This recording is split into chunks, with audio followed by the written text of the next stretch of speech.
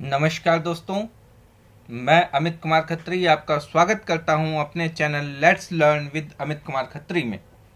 आज हम class 10th का जो चैप्टर नंबर 1 है उसको कंटिन्यू कर रहे हैं और आज हम उसके आगे का पार्ट यानी कि रासायनिक अभिक्रियाओं के प्रकार हम पढ़ेंगे। लेकिन उससे पहले जैसा कि हम देखें कि जो पिछले वीडियो के अंदर हमने यहाँ पर छोड़ा था, ये जो क्वेश्चंस हैं ये हम कर रहे थे और मैंने कहा था इनका क्लेरिफिकेशन मैं अगले वीडियो में करूँगा। अगर आपने पहले वाला वीडियो नहीं देखा है तो ऊपर आई बटन में उस वीडियो का लिंक है, आप पहले वो चैप्टर देखिए और आगे हम इस चैप्टर 1 को कंटिन्यू करते हैं। अगर हम इस चैप्टर 1 की बात करें तो चैप्टर 1 रासायनिक अभिक्रियाएं एवं समीकरण है, ठीक है, केमिकल रिएक्शंस एंड इक्वेशंस। अब हम बात करते हैं इसका क्वेश्चन नंबर 1 जो है हमने क्लियर कर लिया था कि वायु में जलाने से पहले मैग्नीशियम रिबन को साफ क्यों किया जाता है। इस पर हम वीडियो में डिस्कशन कर चुके हैं। अब हम इसके आगे के 2 और 3 जो क्वेश्चन हैं उनको क्लियर करते हैं। सेकंड नंबर क्वेश्चन है निम्न रासायनिक अभिक्रियाओं के लिए संतुलित समीकरण लिखिए, और जिसमें 3 जो है इक्वेशन दी गई हैं और उनको हमें बैलेंस्ड करना है। तो बैलेंस्ड इक्वेशन अभी मैं इसका आंसर अभी आपको देने वाला हूं। इसके बाद में क्वेश्चन नंबर 3 जो है यहाँ पर निम्न अभिक्रियाओं के लिए उनकी अवस्था के संकेतों के साथ संतुलित रासायनिक समीकरण लिखनी है, यानी कि यहाँ पर बैलेंस्ड केमिकल इक्वेशन लिखनी है, उनके स्टेट के सिंबल्स लिखने हैं और जो भी रिएक्शंस हैं वो देनी है। तो रिएक्शंस हैं जल में बेरियम क्लोराइड तथा सोडियम सल्फेट के विलयन अभिक्रिया करके सोडियम क्लोराइड का विलयन तथा अघुलनशील यानी प्रेसिपिटेट बेरियम सल्फेट का अवक्षेप बनाते हैं। तो अवक्षेप यानी कि जो है अपन प्रेसिपिटेशन की ये प्रोसेस है, अघुलनशील है, ठीक है, इनसॉल्यूबल है। नेक्स्ट है सोडियम हाइड्रोक्साइड का विलयन जल के अंदर हाइड्रोक्लोरिक अम्ल के विलयन में अभिक्रिया करके सोडियम क्लोराइड का विलयन तथा जल बनाते हैं। तो sodium hydroxide solution in water reacts with the hydrochloric acid solution in water to produce sodium chloride solution and water. तो इस तरीके से अपन इनके आंसर को देखते हैं। तो अगर मैं इनके आंसर की बात करूं तो देखिए इनका आंसर जो है आपको यहां पर मिलेगा। ये पेज नंबर 6 पर कुछ क्वेश्चंस हैं। तो सबसे पहला जो सेकंड नंबर क्वेश्चन है उसमें हाइड्रोजन और क्लोरीन को जो ऐड किया गया है, यानी कि हाइड्रोजन प्लस क्लोरीन, और ये बनता है हाइड्रोजन क्लोराइड। तो आप यहां पर देख सकते हैं इसको, ठीक है, ये हो गया hydrogen plus chlorine hydrogen chloride. तो इसकी जो इक्वेशन है वो देखिए एकदम इसकी क्लियर की हुई है, H2 प्लस Cl2, ये बनेगा 2HCl। इसके बाद में सेकंड नंबर क्वेश्चन की सेकंड नंबर अपन इक्वेशन पर आते हैं। बेरियम क्लोराइड, ठीक है, प्लस एल्यूमिनियम सल्फेट, एरो का sign barium sulphate plus aluminium chloride. तो यहाँ पर इक्वेशन मैंने लिखी है, देखिए 3BaCl2 प्लस Al2SO4 3, ठीक है, ये एल्यूमिनियम सल्फेट है Al2SO4 3 और ये बनाएगा, ये देखिए यहाँ पर 3BaSO4 यानी कि बेरियम सल्फेट, ये सल्फेट जो है इधर जो है ऐड हो जाएगा और ये क्लोरीन जो है वो एल्यूमिनियम के साथ ऐड हो जाएगा और एल्यूमिनियम क्लोराइड, ठीक है। तो इस तरीके से AlCl3 बनेगा। नेक्स्ट जो इसकी इक्वेशन है सोडियम और पानी की अभिक्रिया है और सोडियम हाइड्रोक्साइड और हाइड्रोजन बनती है। तो सोडियम प्लस वाटर, एरो का sign sodium hydroxide plus hydrogen, तो 2Na प्लस 2H2O 2NaOH बनेगा और हाइड्रोजन गैस है वो रिमूव हो जाएगी। तो इस तरीके से ये क्वेश्चन अपन यहाँ पर कंप्लीट कर लेते हैं।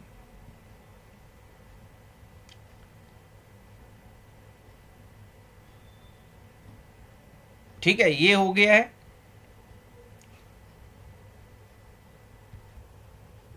इसके बाद में हम डिस्कशन करते हैं कि जब बेरियम क्लोराइड तथा सोडियम सल्फेट के विलयन अभिक्रिया करके सोडियम क्लोराइड का विलयन तथा अघुलनशील इनसॉल्युबल बेरियम सल्फेट का अवक्षेप बनाते हैं, तो इसकी रिएक्शन अब आप लिखने का प्रयास करेंगे। तो ये देखिए BaCl2 ब्रैकेट में हम लिखेंगे एक्वस, क्योंकि पानी में घुला हुआ है।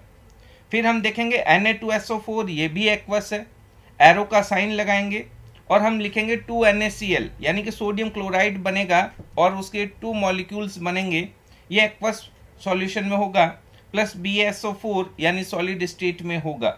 तो यहाँ पर जो BaCl2 Na2SO4 एरो का साइन 2NaCl प्लस BaSO4, इस तरीके से ये रिएक्शन होगी। उसके बाद में हम बात करते हैं ये second number reaction, sodium hydroxide का विलयन, ठीक है, यानी NaOH का सॉल्यूशन है, NaOH का सॉल्यूशन है यानी कि एक्वस फॉर्मेट में है। हाइड्रोक्लोरिक अम्ल का विलयन है, यानी कि ये भी पानी में घुला हुआ है, यानी कि एक्वस फॉर्मेट में है। तो अब इसकी जो रिएक्शन से क्या बनेगा, इसकी रिएक्शन से NaCl यानी कि सोडियम क्लोराइड बनता है, ठीक है, और पानी बनता है। देखिए सब कुछ लिखा हुआ है, इसलिए मैंने ये नहीं लिखा, आपको सिर्फ उसके सिंबल लिखने हैं। और NaOH यानी कि एक्वस है, NaOH एक्वस हो गया, प्लस HCl एक्वस हो गया यानी जलीय विलयन, एरो का साइन लगाएंगे, NaCl लिखेंगे, एक्वस लिखेंगे, प्लस H2O लिक्विड लिखेंगे। इस तरीके से आपको ये जो है लिख लेनी है। अब हम कंटिन्यू करते हैं इसको आगे, रासायनिक अभिक्रियाओं के प्रकार। आखिर ये केमिकल रिएक्शंस कितने प्रकार की होती है, टाइप्स ऑफ केमिकल रिएक्शंस। देखिए क्लास 9th में हम ऑलरेडी इसके बारे में अध्ययन कर चुके हैं, पढ़ाई कर चुके हैं कि रासायनिक क्रिया के समय यानी कि केमिकल रिएक्शन के समय किसी एक तत्व का एटम, किसी एक तत्व का एलिमेंट का जो एटम है यानी कि किसी भी तत्व का परमाणु दूसरे तत्व के परमाणु में नहीं बदलता है। यानी कि अपन ये नहीं कहेंगे कि हाइड्रोजन है वो कभी ऑक्सीजन में कन्वर्ट होगी, क्या नहीं, न तो कोई परमाणु मिश्रण से बाहर जाता है, न ही बाहर से मिश्रण में आता है। वास्तव में किसी रासायनिक अभिक्रिया में परमाणुओं के आपसी आबंध यानी कि बॉन्ड, आबंध के टूटने एवं जुड़ने से जो नए पदार्थों का निर्माण होता है। तो ये जो नए पदार्थ हैं वो किस तरीके से बनेंगे, या तो ब्रेकिंग होंगे बॉन्ड्स या फिर कोई ना कोई बॉन्ड्स में मैकिंग होगी, नए बॉन्ड बनेंगे या पुराने बॉन्ड टूटेंगे, कुछ इस प्रकार से कोई ना कोई रिएक्शन होती है। तो परमाणुओं के बीच, एटम्स के बीच में यानी बिटवीन द एटम्स विभिन्न प्रकार के आबंध के बारे में आप अध्याय 3 और 4 में अध्ययन करेंगे। तो इस अभी तो अपना चैप्टर 1 अपन पढ़ रहे हैं, उसके बाद में जब हम चैप्टर 3 और 4 में जाएंगे उस समय हम बॉन्डिंग के बारे में पढ़ने वाले हैं, ठीक है। अब हम बात करते हैं रासायनिक अभिक्रियाओं के प्रकार। अब देखिए इन जितने भी केमिकल रिएक्शंस हैं उसको मैंने एक समराइज किया है, एक मैं आपको स्लाइड दिखा देता हूं, ये देखिए यहां पर।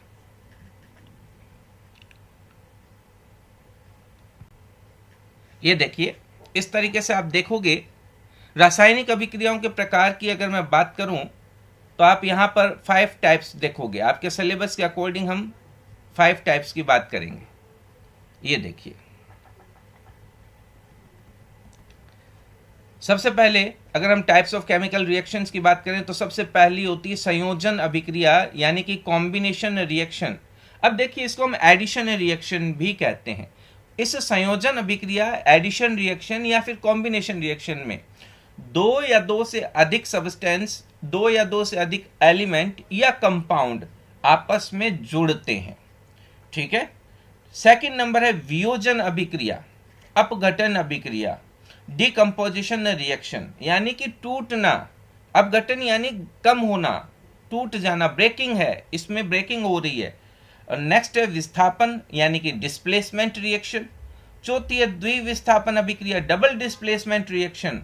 और फिर हम बात करेंगे उपचयन एवं अपचयन। उपचयन का मतलब होता है ऑक्सीडेशन, ऑक्सीकरण, और अपचयन का मतलब होता है रिडक्शन। तो ऑक्सीकरण और अपचयन यानी ऑक्सीडेशन एंड रिडक्शन, इनके बारे में हम इस चैप्टर में पढ़ने वाले हैं। अब क्या क्या है, इनके एग्जाम्पल्स क्या हैं, इन सब के बारे में हम पढ़ेंगे। अब देखिए अब रासायनिक अभिक्रियाओं के प्रकार हैं। अब पहली है संयोजन अभिक्रिया यानी कि एडिशन रिएक्शन की बात करते हैं, ठीक है। कॉम्बिनेशन रिएक्शन की बात करते हैं। अब यहां पर आप देखिए कि एक बीकर लिया गया है, बीकर में पानी दिखाया गया है और कैल्शियम ऑक्साइड है। अब देखिए ये कैल्शियम ऑक्साइड कैसे बना। कैल्शियम ऑक्साइड का फॉर्मूला, अगर हम केमिकल फॉर्मूला की बात करें तो होता है CaO, ठीक है। अब ये CaO क्या है, अब देखिए इसके लिए भी मैंने कुछ इन रिएक्शंस को पहले लिखा है। हालांकि 3 रिएक्शंस हैं, तीनों अपने सिलेबस में हैं, लेकिन मैंने एक साथ उनको कंबाइन कर दिया है और मैं आपको ये दिखा देता हूं, ठीक है। अब हम इसको कंटिन्यू करते हैं। तो ये आ गई, तीनों रिएक्शंस एक साथ हैं। देखिए होता क्या है, चूना पत्थर है, लाइमस्टोन होता है, लाइमस्टोन होता है CaCO3 कैल्शियम कार्बोनेट। इस कैल्शियम कार्बोनेट को जब हम गर्म करते हैं ना तो फिर CaO बनता है और कार्बन डाइऑक्साइड गैस एनवायरनमेंट में रिलीज हो जाती है, निकल जाती है। CaCO3 कैल्शियम कार्बोनेट एक चूना पत्थर है। आप पुरानी हवेलियों में देखिए चूना पत्थर लगा हुआ है, ठीक है। अब ये CaCO3 calcium carbonate lime stone यानी चूना पत्थर। आप संगमरमर यानी मार्बल स्टोन, मार्बल को का फॉर्मूला देखो तो भी CaCO3 है। इसके बाद में जब हम इसको गर्म करते हैं तो आप देखोगे CaO बन जाता है, चूना बन जाता है और कार्बन डाइऑक्साइड गैस निकल जाती है। सामान्य चूने का जो भट्टा होता है, आपने देखा होगा जहां ईंटें बनती है, वैसा ही चूना बनाने का भी एक भट्टा होता है, ठीक है, जहां पर ये बनाया जाता है। अब ये जो CaO है, कैल्शियम ऑक्साइड जो है, इसको हम क्विक लाइम कहते हैं, बिना बुझा हुआ चूना कहते हैं। अब जब हम इसको पानी के साथ मिक्स करते हैं, पानी के अंदर डालते हैं, तो ये देखिए किस प्रकार की रिएक्शन होती है। बहुत ज्यादा इसमें हीट निकलती है, ठीक है, इसमें हीट रिलीज होती है। जब हम CaO यानी कि ये जो बिना बुझा चूना है, जब हम पानी में डालते हैं तो हीट रिलीज होती है, इसलिए हम इसको एक्सोथर्मिक रिएक्शन भी कहते हैं, ठीक है। एक्सोथर्मिक का मतलब हो गया ऊष्माक्षेपी अभिक्रिया, ऊष्मा निकलती है, बहुत ज्यादा ऊष्मा निकलती है।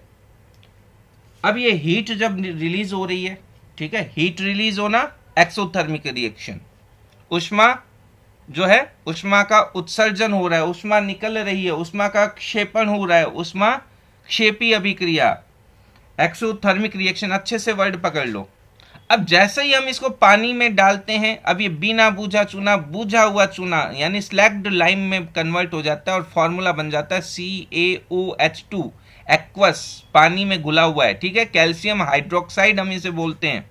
और जब हम इस कैल्शियम हाइड्रोक्साइड को जब दीवारों के ऊपर कलई कर देते हैं, व्हाइट वॉश कर देते हैं, ठीक है, जब व्हाइट वॉश कर दी, एक लेयर बन गई है वॉल के ऊपर, तो ये कैल्शियम हाइड्रोक्साइड वॉल के ऊपर लेयर बन गई है। अब एनवायरमेंटल कार्बन डाइऑक्साइड इससे रिएक्शन करती है, और ये एनवायरमेंटल जब कार्बन डाइऑक्साइड रिएक्शन करती है तो क्या घटना घटित होती है। अब देखिए पानी तो उड़ेगा, तो पानी तो रिमूव हो गया H2O, और CaCO3 जो है, CaCO3 बन जाता है कैल्शियम कार्बोनेट, वापस से बन जाता है। अब देखिए यहां से चले थे और यहां पर हम पहुंच गए हैं। क्लियर। तो ये जो है 3 रिएक्शंस हम इस चैप्टर में पढ़ेंगे, ये मैंने एक साथ रखी है। आप इसका स्क्रीनशॉट भी ले सकते हैं। मैं थोड़ा सा इसको जूम भी कर देता हूं। अब ये देखिए, ये लीजिए, ठीक है, ये आप इस तरीके से इसको जूम में आप इसका स्क्रीनशॉट ले सकते हैं। अब आप इसका भी स्क्रीनशॉट ले सकते हैं। अब मैं आगे कंटिन्यू करता हूं। अब देखिए, अब हम इसी को आगे पढ़ेंगे। एक बीकर में थोड़ा सा कैल्शियम ऑक्साइड तथा बूझा हुआ चूना लीजिए, ठीक है, इसमें धीरे धीरे जल मिलाइए, बीकर को स्पर्श कीजिए। इसके टेम्परेचर में क्या कोई परिवर्तन हुआ है? देखिए, कैल्शियम ऑक्साइड जल के साथ तीव्रता से अभिक्रिया करके बूझे हुए चूने का निर्माण करके अधिक मात्रा में ऊष्मा उत्पन्न करता है। अब देखिए यहाँ पर एक थोड़ा सा करेक्शन कर लीजिएगा। एक बीकर में थोड़ा सा कैल्शियम ऑक्साइड लीजिए, CaO लीजिए, यहाँ तक ठीक है। उसके आगे लिखना है बिना बुझा हुआ चूना लीजिए। क्लियर, बिना बुझा हुआ चूना लीजिए, यहाँ पर आपको करेक्शन करना है। अब जैसे ही हम देखिए, अभी अपन ने रिएक्शन में बात की थी कि बहुत सारी एनर्जी रिलीज होगी। एनर्जी रिलीज होगी तो अब देखिए क्या रिएक्शन बनी, CaO बनी, ये सॉलिड है बिना बुझा हुआ चूना, ठीक है। इसके बाद में वाटर है, वाटर के अंदर हमने इसको डाला है और ये कैल्शियम हाइड्रोक्साइड बन गया है, एक्वस सॉल्यूशन बन गया, साथ में हीट बन गई है। तो ये आप लिख सकते हैं, इसको मैं थोड़ा सा हाईलाइट कर सकता हूँ, ठीक है। बाकी तो मैंने आपको पहले ये इक्वेशन बता दिया और जैसा कि हम जानते हैं हमारी बुक के अंदर इसका जो नंबर है 1.13 नंबर की इक्वेशन दी हुई है। इसके बाद में हम कंटिन्यू करते हैं। इस अभिक्रिया में कैल्शियम ऑक्साइड तथा जल एक एकल उत्पाद है, यानी सिंगल उत्पाद बना। यहां पर वाटर और कैल्शियम ऑक्साइड अलग अलग जो है, अलग अलग यहां पर नहीं, एकल उत्पाद प्रोडक्ट जो बना है वो एक ही बना है। कैल्शियम हाइड्रोक्साइड बनाते हैं, जो सिंगल प्रोडक्ट बना है, यानी कि क्या हुआ, कैल्शियम ऑक्साइड और वाटर ऐड हो गई हैं और यहां पर कैल्शियम हाइड्रोक्साइड बना है। हम रिएक्शन कौन सी पढ़ रहे हैं, हम रिएक्शन पढ़ रहे हैं संयोजन अभिक्रिया, एडिशन रिएक्शन, या फिर हम कहें कॉम्बिनेशन रिएक्शन। क्लियर? तो जिस रिएक्शन का नाम है उस रिएक्शन में उसी तरीके की जो एक्टिविटी होने वाली है। इसके बाद में इस अभिक्रिया में कैल्शियम ऑक्साइड तथा जल मिलकर एकल उत्पाद कैल्शियम हाइड्रोक्साइड बनाते हैं। ऐसी अभिक्रिया जिसमें दो या दो से अधिक अभिकारक, ठीक है, रिएक्टेंट मिलकर के एकल उत्पाद सिंगल प्रोडक्ट का निर्माण करते हैं, उसे हम संयोजन अभिक्रिया कहते हैं।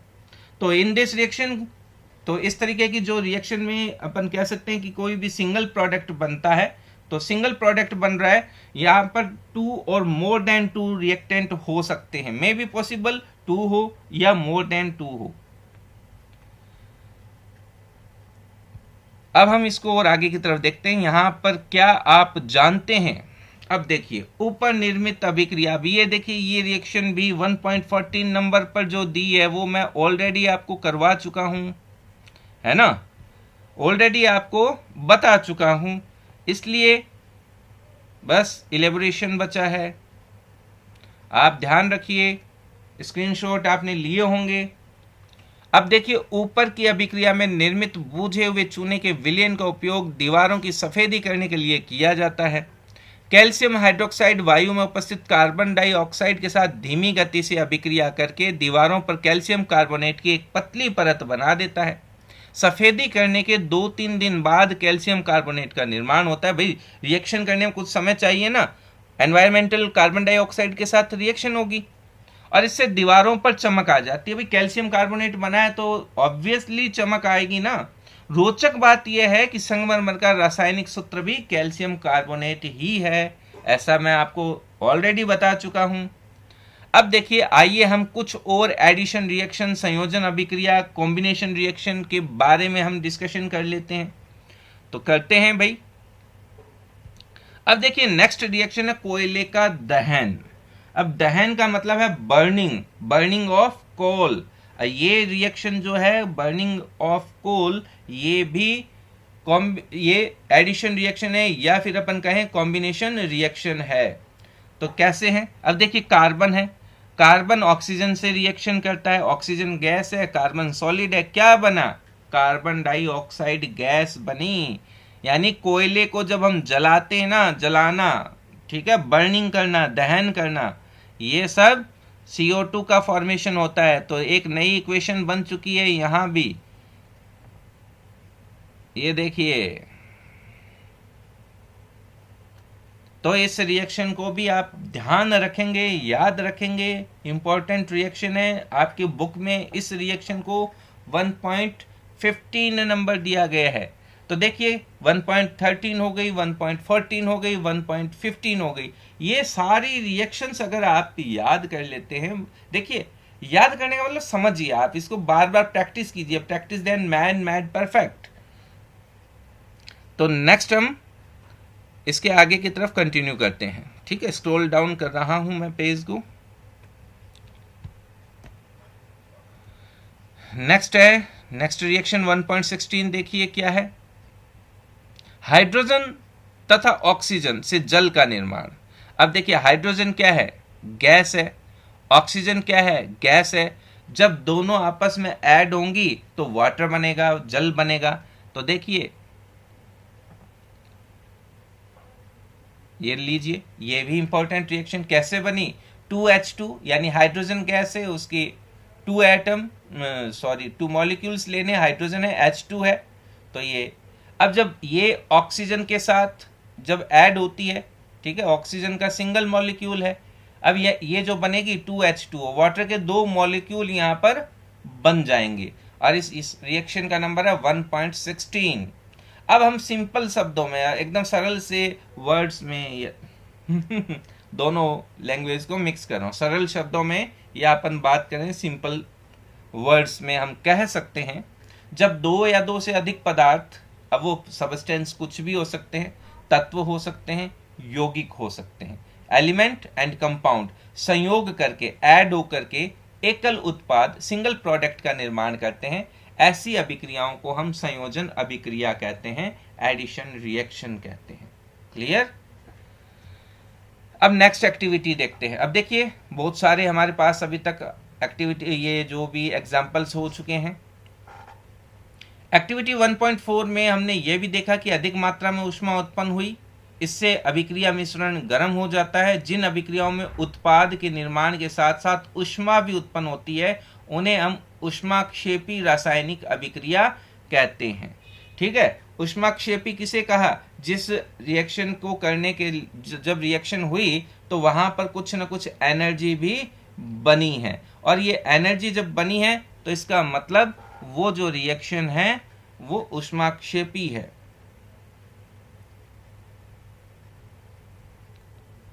और ऊष्माक्षेपी यानी कि exothermic reaction, exothermic chemical reaction, यहां पर आप वर्डिंग पर ध्यान देंगे। नेक्स्ट कुछ एग्जांपल्स हो रहे हैं, तो एक्सोथर्मिक रिएक्शंस के कुछ अदर एग्जांपल्स की बात करें, ऊष्माक्षेपी अभिक्रियाओं के कुछ अन्य उदाहरण की बात करें, तो इसमें पहला है प्राकृतिक गैस का दहन। ठीक है, तो प्राकृतिक गैस का दहन यानी बर्निंग ऑफ नेचुरल गैस। अब देखिए नेचुरल गैस, इसमें देखिए मैथेन है, CH4 एक गैस है, जलना है यानी बर्निंग है, तो निश्चित रूप से ऑक्सीजन से रिएक्शन है। अब जब ऑक्सीजन से रिएक्शन है, एक नेचुरल गैस है, इसको मैथेन बोलते हैं। ठीक है, CH4 प्लस 2O2, तो अब यहाँ पर देखिए CO2 बना, कार्बन डाइऑक्साइड बना, 2H2O यानी वाटर मॉलिक्यूल बना, प्लस साथ में एनर्जी बनी। इस तरीके से हम कह सकते हैं नेचुरल गैस की बर्निंग जब होती है तो ये रिएक्शन होती है। नेक्स्ट, क्या आप जानते हैं श्वसन एक ऊष्माक्षेपी अभिक्रिया है? ठीक है, do you know that respiration is an exothermic process? ठीक है, तो एक्सोथर्मिक प्रोसेस है क्या हमारा जो रेस्पिरेशन है। देखिए हम सभी जानते हैं जीवित रहने के लिए हमें ऊर्जा की आवश्यकता होती है, हमें एक एनर्जी चाहिए, और ये ऊर्जा हमें भोजन से प्राप्त होती है, जो हम फूड सप्लीमेंट लेते हैं उसी से हमें ये एनर्जी मिलती है। पाचन क्रिया के समय खाद्य पदार्थ छोटे छोटे टुकड़ों में टूट जाते हैं, जैसे चावल, आलू तथा ब्रेड में कार्बोहाइड्रेट होता है। इन कार्बोहाइड्रेट के टूटने से ग्लूकोज प्राप्त होता है। यह ग्लूकोज हमारे शरीर की कोशिकाओं में उपस्थित ऑक्सीजन से मिलकर हमें ऊर्जा प्रदान करते हैं, और इस अभिक्रिया का विशेष नाम जो है श्वसन है, रेस्पिरेशन है। और इस रेस्पिरेशन को हम चैप्टर 6 में स्टडी करने वाले हैं। अब देखिए ये रिएक्शंस क्या हो जाती हैं। अब देखिए सबसे पहले क्या ग्लूकोज मॉलिक्यूल है, ग्लूकोज है C6H12O6 है। अब ये क्या है, ऑक्सीजन के साथ रिएक्शन करता है 6O2। अब प्रोडक्ट क्या बन रहे हैं, यहाँ पर 6CO2 बन रहे हैं। ठीक है, 6H2O वाटर मॉलिक्यूल बन रहे हैं, और इसी के साथ में एनर्जी बन रही है। तो ये जो एनर्जी है यानी एक्सोथर्मिक रिएक्शन है, जहां भी एनर्जी बनेगी वो रिएक्शन एक्सोथर्मिक रिएक्शन हो जाती है। तो आप इसको बहुत इंपॉर्टेंट मानेंगे, और मैं कहूँगा जितने भी RS एस्पिरेंट हैं इस रिएक्शन को भी देख लें। ये रिएक्शन सीधे सीधे एग्जाम में, RS मेन एग्जाम में आ सकती है। इसी तरीके के क्वेश्चन आते हैं, ठीक है ना, एकदम सीधे सटीक भी हों और थोड़े मुश्किल भी हों। तो ये रिएक्शंस अगर आप लिखते हैं वहां पर मेन के अंदर सीधे क्वेश्चन मिलेगा। ठीक है, इसके बाद में हम कंटिन्यू करते हैं। नेक्स्ट, शाक सब्जियों यानी वनस्पति द्रव्य का विघटित होकर कंपोस्ट बनना भी ऊष्माक्षेपी अभिक्रिया का उदाहरण है। अगर आप कंपोस्ट फॉर्मेशन देखो, अगर आपने सब्जियां वगैरह देखी हो, या फिर आप देखिए इसके अलावा आपने देखा होगा दही जमता है, हम दही जमाते हैं ना, कर्ड। अब जब हम कर्ड फॉर्मेशन होता है तो वो भी एक्सोथर्मिक रिएक्शन ही है। आप देखिए पोट है वो थोड़ा गर्म हो जाता है, सब्जियां वगैरह अगर इकट्ठी हैं और वो खराब हो रही हैं तो भी वो एक्सोथर्मिक रिएक्शंस हो रही हैं। लीटर वगैरह अगर हम एक पिट के अंदर डाल देते हैं, गोबर वगैरह सब एक पिट के अंदर डाल देते हैं, उसके बाद में अगर उनसे खाद बनती है, कंपोस्ट बनती है, तो भी एक्सोथर्मिक रिएक्शन है। इस तरीके से हम आइडेंटिफाई कर सकते हैं कि एक्सोथर्मिक क्या है। एंडोथर्मिक के ऊपर भी बात करेंगे। एंडोथर्मिक क्या करेगी? एंडोथर्मिक में यानी ऊष्मा का शोषण करना। चलो मैं एक इजी सा एक एक्सपेरिमेंट बताता हूं। आप क्लास 10th के स्टूडेंट हैं तो आप बहुत इजीली समझ जाएंगे। आप 2 ग्लास ले लीजिए, दोनों में 100 ml वाटर ले लीजिए, पानी ले लीजिए। एक ग्लास के अंदर आप 20 ग्राम चीनी घोलिए या ग्लूकोज का पाउडर घोलिए, ठीक है, और एक ग्लास के अंदर 20 ग्राम आप अपने घर पर जो सर्फ रखा हुआ है ना, डिटर्जेंट, वो घोल लीजिए। अब आप दोनों ग्लास को फील कीजिए, उनके टेम्परेचर को मेजर करने का प्रयास कीजिए। आप देखोगे जिसमें आपने सर्फ घोला है, डिटर्जेंट घोला है, उसका टेम्परेचर हाई है, जबकि जिसमें चीनी या आपने ग्लूकोज घोला है वो थोड़ा ठंडा है, ठीक है। तो एक जिस्म का टेम्परेचर ज्यादा है, जो गर्म है, वो क्या है? वो एक्सोथर्मिक है, ऊष्माक्षेपी अभिक्रिया है। वहीं जो ठंडा है वो ऊष्माशोषी अभिक्रिया है, ठीक है, एंडोथर्मिक रिएक्शन है। आई होप क्लियर हो गया होगा। अगर आपका क्लियर नहीं हुआ है तो आप इन बातों को दोबारा से सुनिए और निश्चित रूप से मैं कहता हूं जरूर आपका क्लियर हो जाएगा। नेक्स्ट हम डिस्कशन करते हैं वियोजन अभिक्रिया।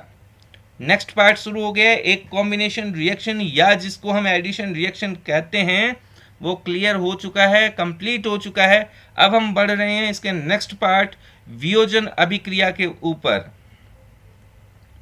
अब देखिए यहां पर एक कुछ एक्टिविटी हो रही है। एक शुष्क क्वथन नली में 2 ग्राम फेरस सल्फेट के क्रिस्टल ले लीजिए, ठीक है।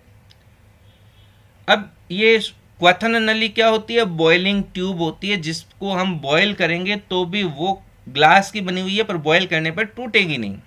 फेरस सल्फेट के क्रिस्टल के रंग पर ध्यान दीजिए। क्वथन नली यानी बॉइलिंग ट्यूब को बर्नर या स्प्रिट लैंप की फ्लेम पर गर्म कीजिए, जैसा कि चित्र में दिखाया है, और गर्म करने के पश्चात क्रिस्टल के कलर को देखिए, ठीक है। अब देखिए यहाँ पर फेरस सल्फेट FeSO4 के जो भी क्रिस्टल है उनको जब हम गर्म करते हैं, और अगर हमें इसकी स्मेल लेनी है तो एकदम से नाक के पास नहीं लेकर के जाना है, थोड़ा दूर से ही दूर ही रखना है, ठीक है, और अपने टीचर के सामने ये एक्सपेरिमेंट करना है। अब देखिए यहां पर हम देखते हैं, क्या आपने ध्यान दिया फेरस सल्फेट क्रिस्टल के हरे रंग में परिवर्तन हुआ है? सल्फर के दहन से उत्पन्न उसकी विशिष्ट गंध को भी आप सूंघ सकते हैं, ठीक है। देखिए सल्फर की एक अलग सी स्मेल होती है, बहुत ही तीखी स्मेल होती है। आप प्याज के अंदर, ऑनियन के अंदर और गार्लिक के अंदर उस स्मेल को आइडेंटिफाई कर सकते हो। वो जो स्मेल है वो भी सल्फर के ही कारण है। तो बस अब आप देखिए यहाँ पर हम फेरस सल्फेट देखते हैं, तो अब नई रिएक्शन अब आपके सामने आ गई है। इसको 2-3 बार आप लिखिए, 2 से 5 बार 10 बार पढ़िए, ठीक है। FeSO4 यानी कि फेरस सल्फेट, तो फेरस सल्फेट को जब हम गर्म करते हैं तो Fe2O3 बनता है, SO2 सल्फर डाइऑक्साइड बनती है और SO3 सल्फर ट्राइऑक्साइड बनती है। तो फेरस सल्फेट, फेरिक ऑक्साइड। अब देखिए यहाँ पर ये जो स्मेल है, हालांकि ये गार्लिक जैसी तो नहीं होगी, पर फिर भी कुछ अलग थोड़ी सी एक इसकी स्पेशल स्मेल होगी, थोड़ी अपन कह सकते हैं सड़े अंडे जैसी सी भी स्मेल हम इसको बोल सकते हैं। तो आप देखिए,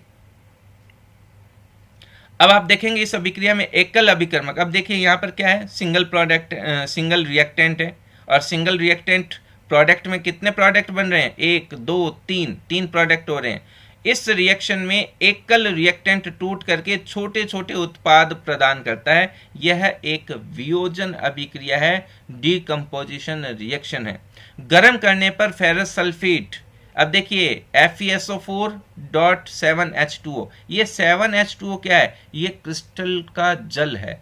अब देखिए आपने फिटकड़ी देखी होगी ना, फिटकड़ी को देखोगे तो आपको उसमें थोड़ी सी नमी दिखाई देगी, बस वही जो है वो फेरिक जो है क्रिस्टल जो वाटर है, और क्रिस्टल का रंग बदल जाता है। इसके उपरांत ये ferric oxide Fe2O3, sulphur dioxide SO2 तथा सल्फर ट्राइऑक्साइड SO3 में वियोजित हो जाती है। फेरिक ऑक्साइड ठोस है जबकि SO2 व SO3 गैसें हैं। अच्छा फ्रेंड्स, अभी अभी जैसे अपन एक डिस्कशन कर रहे थे, मेरे को एक अचानक से बात याद आ गई। ये SO2 और SO3 की एक विशिष्ट गंध है। ये सड़े अंडे जैसी नहीं है, सड़े अंडे की जैसी गंध होती है H2S, ठीक है, हाइड्रोजन सल्फाइड की। तो थोड़ा सा ये मैं थोड़ा बीच में थोड़ा सा, अब मान लीजिए एक मिस्टेक हो गई है यहाँ पर, कोई बात नहीं, आप ध्यान रखिएगा H2S, ठीक है। तो सड़े अंडे की जो गंध होती है वो होती है H2S की। तो आप इसको क्लियर कर लें थोड़ा सा। अब जो SO2 और SO3 गैसें हैं, आप देखोगे ये हमारे पॉल्यूटेंट हैं, ठीक है। ये H2S है, एक अलग सी गैस है। तो आप देखिए ये एक अलग सी गैस है। मैं थोड़ा सा इसको, ठीक है, तो आप इस तरीके से आप इसको देख सकते हो।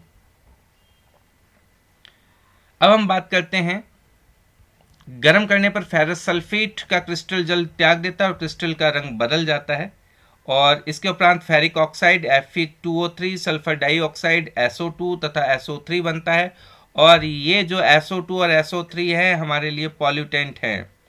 अच्छा, उष्मा देने पर कैल्शियम कार्बोनेट का कैल्शियम ऑक्साइड तथा कार्बन डाइऑक्साइड में वियोजन, अच्छा ये हम ऑलरेडी कर चुके हैं, इसलिए अब आप इस रिएक्शन को पहले वाली स्लाइड में जा करके देख सकते हैं। ये देखिए ये रिएक्शन ऑलरेडी हुई हुई है। तो CaCO3 सॉलिड, हीट दी, CaO solid plus CO2 gas, ठीक है। तो यहाँ पर देखिए ऊष्मीय वियोजन अभिक्रिया का एक अन्य उदाहरण यहाँ पर दिया गया है। अब देखिए एक और यहाँ पर एक्सरसाइज दी गई है। एक क्वथन नली में 2 ग्राम लेड नाइट्रेट का चूर्ण लीजिए। चिमटे से, यानी कि इससे आप इसको, जो बॉइलिंग ट्यूब है, क्वथन नली है, इसको आप पकड़ लीजिए। तो हम यहाँ पर एक टोंक की मदद से, इस हेल्प से इसको पकड़ लेते हैं हम, ठीक है। ये टेस्ट ट्यूब है या बॉइलिंग ट्यूब भी हम इसे कह सकते हैं, और इसमें लेड नाइट्रेट हमने लिया है। हम देखेंगे भूरे रंग का धुआं उत्सर्जित होता है, ये नाइट्रोजन डाइऑक्साइड NO2 का धुआं है। ये अभिक्रिया इस प्रकार से होगी। अब देखिए इस रिएक्शन को हम देख लेते हैं। ये भी देखिए एक रिएक्शंस, देखिए 2PbNO3 ठीक है, लेड नाइट्रेट। अब देखिए PbNO3 ब्रैकेट बंद और 2, इस तरीके से आपको लिखना है। उसके बाद में जब हम इसको हीट देते हैं तो लेड ऑक्साइड बनता है, PbO बनता है जो कि सॉलिड है। NO2 यानी कि गैस नाइट्रोजन डाइऑक्साइड बनती है और ऑक्सीजन गैस भी रिलीज होती है। अब यहाँ पर देखिए कुछ अपघटन अभिक्रियाएं, कुछ अन्य अपघटन अभिक्रियाएं, ठीक है, आगे की एक्टिविटीज में दी जा रही हैं। अब देखिए आपको यहाँ पर क्या है, यहाँ पर एक आप देखोगे एक एक्सपेरिमेंट दिया गया है जिसे हम इलेक्ट्रोलाइसिस ऑफ वाटर कहते हैं, जल का वैद्युत अपघटन कहते हैं। इस जल के वैद्युत अपघटन में क्या करेंगे, हम 2 इलेक्ट्रोड लेंगे, एक मग लेंगे और उसके अंदर इस तरीके से 2 इलेक्ट्रोड को लगा लेंगे, उसमें वाटर डालेंगे और इलेक्ट्रोड से एक सिरा, ठीक है, एनोड है और एक कैथोड है, ठीक है, और उसको हम बैटरी से जोड़ देंगे और इसके अंदर पानी डाल देंगे। ये ग्रेफाइट की रोड होती है जो भी इलेक्ट्रोड है, और इसमें, ठीक है, इसके ऊपर हम टेस्ट ट्यूब लगा देंगे और इस प्रोसेस को ऑन कर देंगे। अब देखिए यहाँ पर जब हम देखेंगे कि एक टेस्ट ट्यूब है जिसमें ऑक्सीजन बन रही है, एक टेस्ट ट्यूब है जिसके अंदर हाइड्रोजन गैस बन रही है। हाइड्रोजन गैस, देखिए हाइड्रोजन गैस पॉजिटिव है, इसलिए वो कैथोड के पास यानी नेगेटिव सिरे पर इकट्ठी होगी, और एनोड जो कि पॉजिटिव है उस पर ऑक्सीजन इकट्ठी होगी। अब इन दोनों में आप देखिए, गौर कीजिए इस रेशियो को जब आप गौर करोगे तो यहाँ पर अगर आप देखोगे हाइड्रोजन गैस ज़्यादा बन रही है, ऑक्सीजन कम बन रही है, ये जस्ट डबल है। क्यों भाई? क्योंकि H2O है, फॉर्मूला ही क्या है, H2O है। यहाँ पर हाइड्रोजन की जो अमाउंट है वो जस्ट डबल है, ऑक्सीजन की अमाउंट कम होती है। क्यों? आई होप आपको ये समझ में आ गया होगा। मैं H2O का फॉर्मूला यहाँ पर लिख देता हूँ। ये देखिए आप, H2O, ठीक है। तो हाइड्रोजन का अमाउंट क्या है, जस्ट डबल है। ये देखिए इस तरीके से आप देखोगे। अब इसमें क्या होता है, एक प्लास्टिक का मग लेते हैं, इसकी तली में 2 छेद करके रबड़ का डॉट लगा देते हैं, इन छिद्रों में कार्बन का इलेक्ट्रोड लगा देते हैं, जैसा कि इस चित्र में दिखाया गया है। इन इलेक्ट्रोडों को 6 वोल्ट की बैटरी से जोड़ देते हैं, मग में इतना जल डालते हैं कि इलेक्ट्रोड उसमें डूब जाएं, पूरे इलेक्ट्रोड, ठीक है, आसानी से डूब जाते हैं। और जल से अच्छा इसमें फिर तनु सल्फ्यूरिक अम्ल की कुछ बूंदे डाल देते हैं, ताकि यहाँ पर जो है इलेक्ट्रॉन्स का आवागमन इजीली हो सके, ठीक है। कुछ डाइल्यूट सल्फ्यूरिक एसिड की कुछ ड्रॉप्स डाल देते हैं। अब इन जो जल से भरी 2 अंशांकित परखनलियों को दोनों कार्बन इलेक्ट्रोडों के ऊपर उल्टा करके रख देते हैं। भाई खाली नहीं रखते हैं, थोड़ा पानी से भरी हुई है, और उसको डाल देते हैं। जब गैस के बबल्स जब इनमें रिलीज होंगे तो पानी ऑटोमेटिकली नीचे की तरफ आ जाएगा और गैस ऊपर इकट्ठी हो जाएगी। तो इनको पानी से भरी हुई, तो फिल्ड विद वाटर। अब विद्युत धारा प्रवाहित करके इस उपकरण को थोड़ी देर के लिए छोड़ देते हैं, इस apparatus को थोड़ी देर के लिए पड़ा रहने देते हैं हम, ठीक है। उसके बाद में दोनों इलेक्ट्रोड पर आप बुलबुले बनते हुए देखते हो। ये बुलबुले अंशांकित नली से जल को विस्थापित कर देते हैं, यानी कि इस यहाँ से पानी को निकाल देते हैं। और ये जो पानी के अंदर जो गैस थी ना, हाइड्रोजन और ऑक्सीजन, अब हाइड्रोजन पॉजिटिव नेचर की है, ठीक है, हाइड्रोजन पर पॉजिटिव होता है तो वो कैथोड पर इकट्ठा होता है। ऑक्सीजन का नेगेटिव नेचर है तो वो एनोड पर, ठीक है, इस पॉजिटिव सिरे पर इकट्ठा होता है। अब दोनों परख जो टेस्ट ट्यूब है उसमें एकत्रित गैस का आयतन समान है क्या? नहीं, समान नहीं है। इस क्वेश्चन का जवाब मैं दे रहा हूं, ध्यान रखिए। क्या दोनों परख नलियों में एकत्रित गैस का आयतन समान है? ठीक है। Is the volume of the gas collected the same in the both the test tubes? No, समान नहीं है। क्यों नहीं है? क्योंकि हाइड्रोजन का वॉल्यूम डबल है और ऑक्सीजन उसकी जस्ट हाफ होती है। जब दोनों परखनलियां गैस से भर जाए तब उन्हें सावधानी पूर्वक हटा लीजिए। एक जलती हुई मोमबत्ती को दोनों परखनलियों के मुंह के ऊपर लाकर इन गैसों की जांच कीजिए। अब देखिए, हाइड्रोजन गैस होती है ना, हाइड्रोजन गैस हमेशा पॉपिंग साउंड के साथ यानी फट फट की ध्वनि के साथ जलेगी। और ऑक्सीजन गैस है, आप जानते हो, जलने में सहायक होती है, खुद नहीं जलेगी लेकिन जलाने में सहायक होती है। कार्बन डाइऑक्साइड, ठीक है, कार्बन डाइऑक्साइड क्या करती है? कार्बन डाइऑक्साइड एक्सटिंग्विशर है, अग्निशामक है, आग को बुझा देती है। हाइड्रोजन क्या है? हाइड्रोजन जलाने में तो सहायक नहीं होती है पर खुद जलती है। तो इस तरीके से हाइड्रोजन, ऑक्सीजन और कार्बन डाइऑक्साइड तीनों की नेचर मैंने आपको बता दी है। अब हम कंटिन्यू करते हैं, इसको स्क्रॉल डाउन करते हैं। अब देखिए, ये आप थोड़ा टीचर की हेल्प ही लेनी है, आपको खुद को नहीं करनी है। दोनों परख नलियों में कौन सी गैस उपस्थित है, बात होगी दोनों स्थितियों में क्या होता है, ये सारी कंडीशंस अपन ने देख ली है। नेक्स्ट एक एक्सपेरिमेंट करते हैं। चाइना डिश में 2 ग्राम सिल्वर क्लोराइड लीजिए, ठीक है, सिल्वर क्लोराइड AgCl होता है। इसका रंग क्या है? इस चाइना डिश को थोड़ी देर के लिए सूर्य के प्रकाश में सनलाइट में रख दीजिए। थोड़ी देर पश्चात सिल्वर क्लोराइड के कलर को देखिए, देखिए कलर चेंज हो जाता है। क्यों होता है? आप देखेंगे सूर्य के प्रकाश में श्वेत रंग का सिल्वर क्लोराइड धूसर यानी ग्रे कलर का हो जाता है। व्हाइट कलर का जो सिल्वर क्लोराइड है ग्रे कलर में चेंज हो जाता है। प्रकाश की उपस्थिति में सिल्वर क्लोराइड का सिल्वर तथा क्लोरीन में वियोजन के कारण ऐसा होता है। क्यों होता है? क्योंकि यहाँ पर डिसोसिएशन रिएक्शन हो रही है। देखिए यहाँ भी देखिए डिसोसिएशन रिएक्शन हो रही है। H2O टूट गया है हाइड्रोजन में और ऑक्सीजन में। क्लियर? तो डिसोसिएशन रिएक्शन हम पढ़ रहे हैं। उसके बाद में हम बात करते हैं 2AgCl है, सनलाइट है, ये Ag के अंदर और क्लोरीन के अंदर टूट जाता है। ठीक इसी प्रकार सिल्वर ब्रोमाइड भी इसी प्रकार से टूटता है। तो AgBr 2AgBr है, सनलाइट है तो 2Ag के अंदर और ये Br2 के अंदर यानी ब्रोमीन के अंदर। तो ऊपर दी गई अभिक्रिया का उपयोग श्याम श्वेत यानी ब्लैक एंड व्हाइट फोटोग्राफी में किया जाता है। इस प्रकार की ऊर्जा के कारण यह वियोजन अभिक्रिया होती है। तो किस प्रकार की एनर्जी के कारण यह वियोजन अभिक्रिया होती है? अब देखिए यहाँ पर हम देखेंगे कौन सी एनर्जी काम में आई। एक तरीके से सनलाइट आ रही है तो हम लाइट कह सकते हैं या फिर हम हीट एनर्जी कह सकते हैं। ठीक है, हीट एनर्जी भी हम इसको कह सकते हैं। अब हम आगे की तरफ बढ़ते हैं। हमने देखा कि वियोजन अभिक्रियाओं में अभिकारकों को यानी रिएक्टेंट्स को तोड़ने के लिए ऊष्मा की जरूरत होती है, प्रकाश की या विद्युत ऊर्जा की जरूरत होती है। जिन अभिक्रियाओं में ऊर्जा अवशोषित होती है उन्हें हम ऊष्माशोषी अभिक्रिया कहते हैं।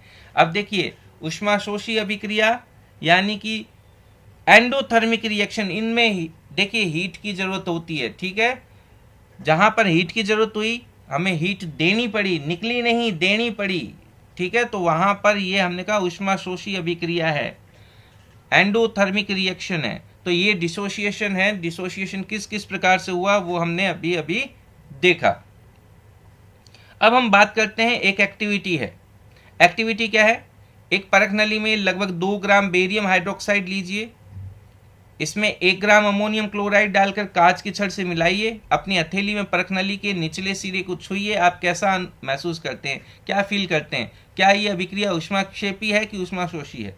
देखिए इसके लिए भी मैंने इस रिएक्शन को आपके समक्ष लेकर के आया हूं, अभी मैं शो कर देता हूं। ये देखिए, अब ये पेज 10 और 11 लिखा हुआ है, तो किसी किसी बुक में ये 10 नंबर पेज पर है तो किसी बुक में ये 11 नंबर पेज पर है। इंग्लिश मीडियम में ये 10 नंबर पेज पर मिलेगी। अब देखिए यहां पर देखिए बेरियम हाइड्रोक्साइड है, अमोनियम क्लोराइड है, NH4Cl है, BaCl2 बनेगा, बेरियम क्लोराइड बनेगा, अमोनिया बनेगी और वाटर बनेगा। तो इस रिएक्शन के अंदर क्या है? एंडोथर्मिक रिएक्शन है। क्यों? क्योंकि इसका टेम्परेचर गिर जाता है, टेम्परेचर कम हो जाता है, ठंडक का एहसास होता है। तो हमें वहां पर क्या फील होगा, गर्म या ठंडा? निश्चित रूप से ठंडा फील होगा। क्यों? क्योंकि एंडोथर्मिक रिएक्शन है।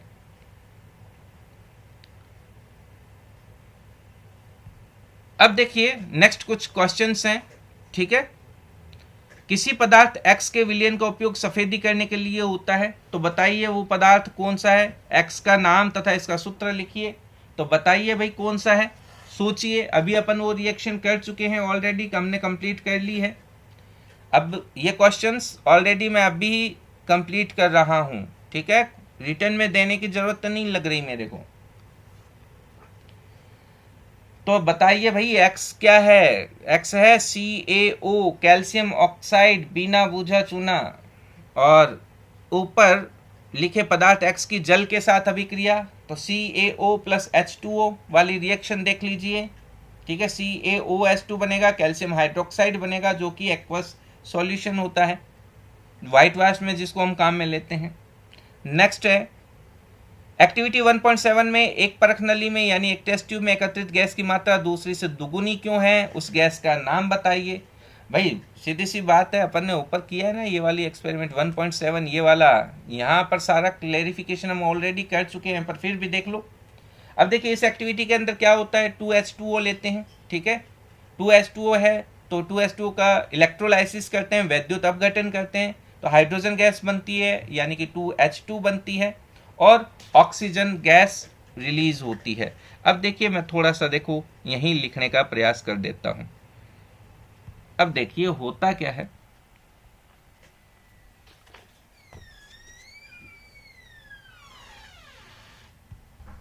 तो देखिए अब यहां पर क्या है, हम लेते हैं 2H2O। ये देखिए ऊपर की तरफ मैं लिख रहा हूं।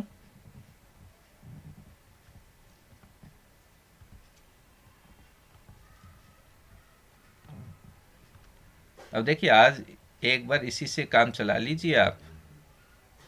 ये देखिए हमने वाटर मॉलिक्यूल ले लिया है, 2H2O है। ठीक है, ये आपकी क्या है, लिक्विड फॉर्म में है। और इसको जब हम इलेक्ट्रोलाइसिस करते हैं, ठीक है, ये हमने ये इलेक्ट्रोलाइसिस, ठीक है, इलेक्ट्रोलाइसिस के बाद में क्या बना है, इसका प्रोडक्ट जो बना,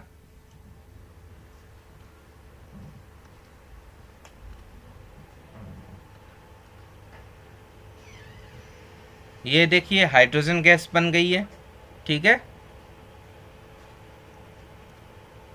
और देखिए दूसरी तरफ हम कहते हैं ऑक्सीजन गैस यहां पर बन गई है। इस तरीके से दोनों क्या है, ये गैस मॉलिक्यूल्स हैं। ये देखिए ये दोनों क्या है, गैस हैं। तो ये रिएक्शन आप अच्छे से देख सकते हो यहां पर, क्लियर। तो इसमें क्या होता है, अब देखिए इनका जो रेशियो है ना 2:1 है। अगर आप इनके रेशियो की बात करते हो तो इनका जो रेशियो है यहां पर 2:1, 2:1 है ये। तो दो कौन सी हुई, हाइड्रोजन गैस दुगुनी है देखिए यहां पर, और ऑक्सीजन गैस क्या है, जो भी हाइड्रोजन है ना उसकी जस्ट हाफ है। तो यहां पर क्या है, द्रव्यमान संरक्षण का नियम लागू होता है, लॉ ऑफ कंजर्वेशन, ठीक है, conservation of mass, law of conservation of mass, यानी द्रव्यमान संरक्षण का जब नियम है उसके अनुसार जब जल है, वाटर है, तो जल के दो अणु अपघटित होते हैं, डिसोसिएट होते हैं, यहाँ पर टूटते हैं। तो हाइड्रोजन की मात्रा क्या है, ऑक्सीजन की मात्रा से दुगुनी होती है। क्यों, ऑलरेडी देखिए 2×2=4, तो ये भी देखिए 2×2=4। ऑक्सीजन कितनी है, 2 मॉलिक्यूल, सॉरी यहाँ पर मॉलिक्यूल नहीं बोलूंगा, ऑक्सीजन तो एटम है, तो 2 एटम है। तो यहाँ पर देखिए ऑक्सीजन O2 यानी कि सिंगल मॉलिक्यूल हो गई है, रेशियो हो गया 2:1। तो इस तरीके से हम यहाँ पर इस रिएक्शन को कंप्लीट करते हैं। आप इसको लिख लें। अब हम आज इतना ही करते हैं इस वीडियो के अंदर। इसके आगे का जो है विस्थापन अभिक्रिया, डिस्प्लेसमेंट रिएक्शन, हम अगले वीडियो के अंदर करेंगे, ठीक है। तो ये हम नेक्स्ट वीडियो के अंदर स्टार्ट करेंगे। इसका पार्ट 3 करना पड़ेगा, काफ़ी बड़ा है ये। तो अभी तक जो भी पढ़ा है आई होप आपको पसंद आया होगा। तो अब आप इस चैनल को सब्सक्राइब कीजिए, लाइक कीजिए, शेयर कीजिए। हम मिलते हैं नेक्स्ट वीडियो के अंदर। Thank you. जय हिंद, जय भारत।